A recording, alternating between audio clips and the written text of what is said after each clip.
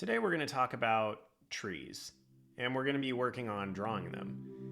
There's a lot to think about when you think about trees, because in most of our minds we have this idea of what a tree is.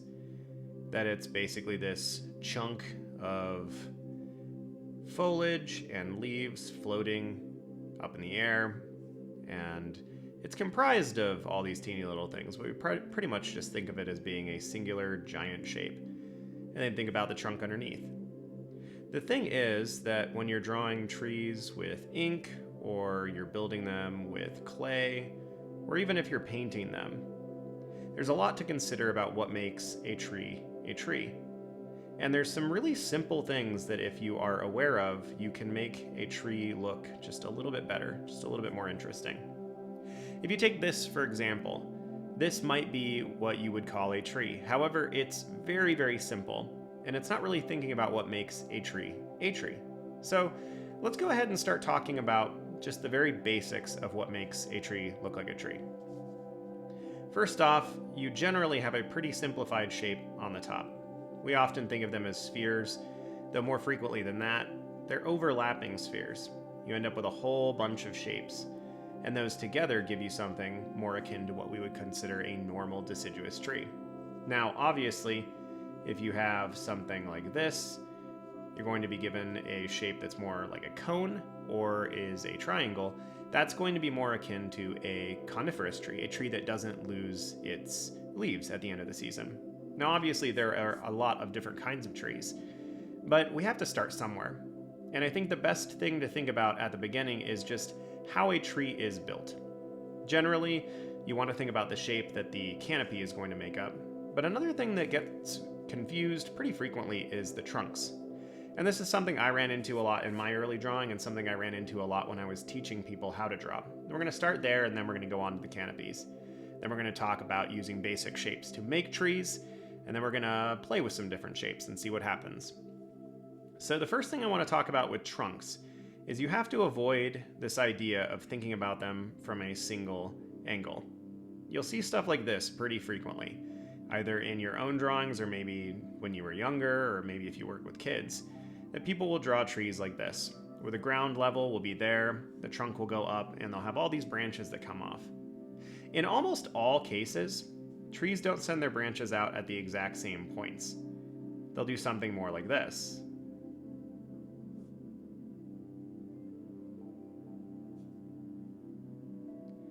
Now, obviously, there's going to be some variance in that, but generally trees are not going to be totally symmetrically built like this.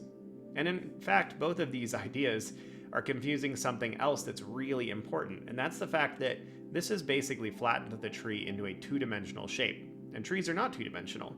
Some of these branches are going to be coming toward you. Now, this can be a little bit difficult when you start drawing, but if you think about it this way, like the branches are coming off the tree toward you, and think about them as actually being a physical thing, that does make your life a little bit easier. We can kind of play with that idea here. In fact, right here I'm going to have the line of the tree overlap, so we got the idea that that branch is actually coming out back behind. Maybe this branch is coming more toward us. And you can see how that little subtle variance is going to make it a little bit more accurate. It's a good thing to keep in mind when you're making a trunk, but also when you're branching off of branches. In fact, if we expand on this a little bit, you'll notice that each of these three trunks that I built have something in common. They are not parallel lines. A tree trunk will, in almost all cases, be thicker at the bottom and will slowly get thinner as it moves up to the top. The same is, of course, true for a branch. If you have a branch that went like this, we would instinctively know something was wrong. Branches are going to function similarly, where they are going to be thicker at the base and thinner as they move out from the tree.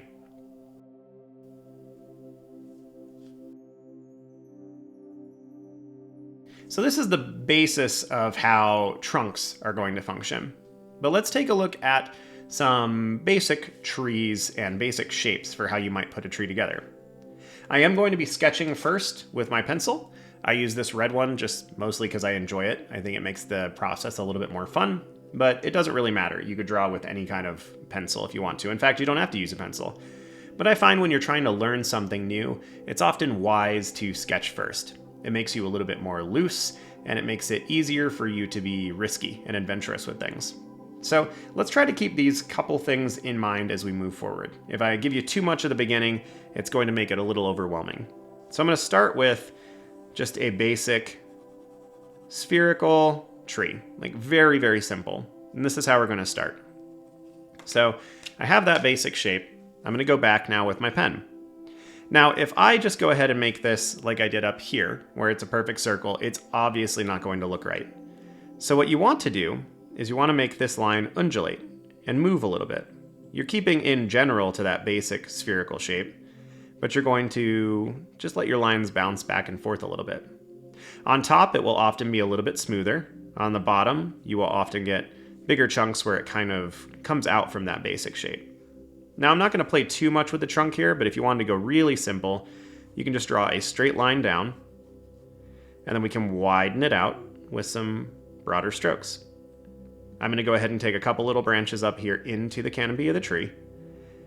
But my goal here is just to create a very simple tree. This is kind of a funny thing, but I think it does add something. I'm going to put a little bit of grass down here on the bottom. It gives us an idea of where our tree is, and I think it just makes the image look a little bit nicer. So we've got this kind of shape. If we think of this as a sphere then, we're going to shade it pretty similarly. So obviously on the bottom of the sphere, it's going to be darker. So I'm going to come in here right off the bat and just make some hatching marks to show how that works. If I was just drawing with pencil, I would go ahead and shade down here. But for now, I'm working with pen because I love them. So what I'm illustrating here, all of these tiny little marks, all of this shadow, is simply indicating that there is another layer of leaves that is blocking the light from getting down here. Now, because leaves are kind of random in the way that they're positioned throughout the tree, you're going to get little pieces of shading throughout the entire thing. So even up at the top, you're going to get some little marks of shading. Now, right now, I'm just making all these little notched marks, but it's very easy to start taking in some little arrow type marks that are going to be indicative of leaves. I find this as you continue to branch out. I did not intend a pun, sorry. But as you continue to expand your knowledge and your experience in making trees, I would encourage you to make marks specifically that go along with the kind of tree you're making. Now down here, this little overlap is the area where we're seeing up under the tree, so it's going to be quite a bit darker. So I'm going to go ahead and shade that in. And this happens frequently. You don't often end up with a perfect sphere. You end up with little chunks of foliage that are overlapping where maybe you can see into the tree. Maybe the branches are kind of going like this. And obviously this whole portion then would be dark. So I'm going to continue going around here and just shading in some of these portions. The little stuff that I'm doing up here, I'm not thinking a ton about. It does behoove you to work slowly, because if you start to overdo it, then you'll be aware. But basically, I'm just treating this like a sphere. Now, if you don't know much about how to draw and shade spheres, I've got some other videos for you to check out, but there are a lot of videos on this platform that will walk you through things like that. But at a very basic level, that's going to be kind of a spherical tree. Give you an idea of how it's structured, how it's put together, and how you can execute that with ink. So let's try another one. Let's try a tree that is more of a triangle and see what happens there. I'm going to follow a pretty similar pattern here. I'm going to start with my trunk just as a simple line. Eventually I will do these as lines that are wider, or actually pseudo-parallel lines, but for now we're just working really simply. So if this is a coniferous tree, then we're going to be making a lot more marks that are just lines, because that's trying to imply the pine needles. So same thing, I'm going to stick pretty closely. I'll actually go around the edge here. If I was doing this for myself, I would just start working from the top and work down. But in an instructive manner, I'm going to just work along the edge and kind of show you how I do this. And again, like I did on this one, I'm breaking up that form. I'm making sure that it's not just a straight line. We don't get a lot of those in nature. So as I get toward the bottom here, I'm going to start curving over and giving myself the bottom of the branches. Now, a lot of pine trees will actually have kind of these subsequent pieces where they'll be like this, and then you'll get another layer underneath, and you get another layer underneath. And we'll do that when we do some shading. For now, we're not worrying about it too much. We're just trying to get the exterior of the tree, the contour of the tree. We're going to get down here to the bottom. We're going to kind of come back over. You'll notice this side's a little lower than this side. That doesn't matter. We can fix that later on if it bothers us, but right now it doesn't. I'm going to go ahead and give myself a couple more lines here just to act as our trunk. It seems to me that when I observe pine trees that their trunks seem to go straight down into the ground, where sometimes with deciduous trees you'll end up more with something like this. That is of course not always the case, but as we're working very much in just the simple basics of what makes a tree look like a tree, I think it's worth noting. Now as I go back up here, I'm going to start doing some shading with these pine needles, working my way around the tree. In general, I'm going to keep the darker areas on the sides of the tree because that's where all of the shapes and shading are coming together, and so they're being more compacted. And our brains interpret that dark on the edge as the fact that it's a three-dimensional object, that it's going away from us. That doesn't mean that you couldn't have something here in the center that is going to be much darker. In fact, I'll go ahead and do that right here. Let's say we had like a hollow in the tree. I'm just going to make a bunch more marks here, and that's going to be just fine. It's not going to be all that strange to look at. I come just across this bottom and make sure I've got everything kind of paralleled here. And you see that's a pretty simple tree, and we just started with a conical shape or a triangular shape, and we've made something that is, at the very least, passable. I am going to come up in here and darken just this top portion because this lower area of the tree is actually going to be casting a pretty strong shadow on the trunk itself. All right, let's try another kind of tree here. This one's going to be a little bit, I don't know, not as common, but this would be similar to a cypress tree, something that's pretty vertical. Sometimes these are called columnar trees because they're like columns. So again, here, I'm going to treat this as a deciduous tree. So I'm going to not be worrying about needles, although if it was a cypress, I think I would be. Though, I might have to look up a little bit more on my tree lore. So I'm going to kind of come around the side, just like I was earlier. I am going to have some just random chunks that come out because, again, trees are an organic form. They don't follow, a strict set of guidelines and rules, though they do seem to follow some. So I'm going to come down along the sides and just expand these. And part of the reason, too, that I'm working on interesting shapes like this and playing with the shapes is because in my path as an artist, I want to learn how to do things the right way and how they are in nature, generally so I can exploit them and then do really interesting and fun things with them later. And so for me, I'm going to go ahead and make these marks here to kind of indicate that you can see some of the trunk in the middle of that tree. I'm going to bring this trunk down a little bit lower than I did on the last one. So, but yeah, I like to do crazy things with the stuff I learn. If I learn how to draw reptiles, I'm going to turn them into dragons. If I learn how to draw machines, I want to turn them into really cool robots. If I learn how to draw trees, then I want to make Ents, and I want to make cool tree things. Now in this one, I'm going to do very little hatching. I'm probably going to accidentally do some, but I'm going to do mostly marks that are like this. I'll make them a little bit bigger here so you can see them. They're all curved marks. This is to mirror what's happening with the actual leaves themselves. I'm going to concentrate at first on the edges and slowly work my way in. But these are supposed to be the little teeny shadows that are being cast by the leaves. And obviously each layer is going to cast a little bit underneath it. And if I go back through and do some hatching at the end, that's what it's going to be focusing on is, this little chunk right here, for example, is going to be casting a shadow underneath it. I guess we could just go ahead and do that now. So this portion underneath it, I'm going to use some hatching just to indicate that's casting a shadow down below. Maybe we do the same thing up here. But differentiating our hatching marks and how we use them is a really good way to kind of indicate that it's a different surface. So if I am using this to indicate leaves primarily, I'm going to go in some of the blank areas and make this. I do have a tendency to jump around my drawings a lot, so I apologize if that's distracting, but as I'm thinking about it, I just notice things, and I'll tend to go back and try to fix them when I notice them. If I put it off, there's a chance I won't notice it later. But I'm going through and just making these marks because these marks are indicating leaves, individual leaves. And then if I make marks that are different, my brain, and hopefully your brain as well, will see those and go, there's a distinction being made here. Maybe I don't know what it is, maybe I don't know why it is, but if I know that there is a distinction being made here, then I can start to look for what that might be. I'm going to have the branches separate out a little bit here. Again, I'm just doing them as dark indications right now. But here at the bottom, I am actually going to employ the simplest and easiest way to make a trunk look like a trunk, and that is vertical hatching lines. These imply some of the wood grain, perhaps some of the bark. Now, if you did it just like that, it's not going to avail you much, but if you come along the side and you darken that in, again, that makes it feel as if that part of the shape is wrapping away from us and it's three-dimensional.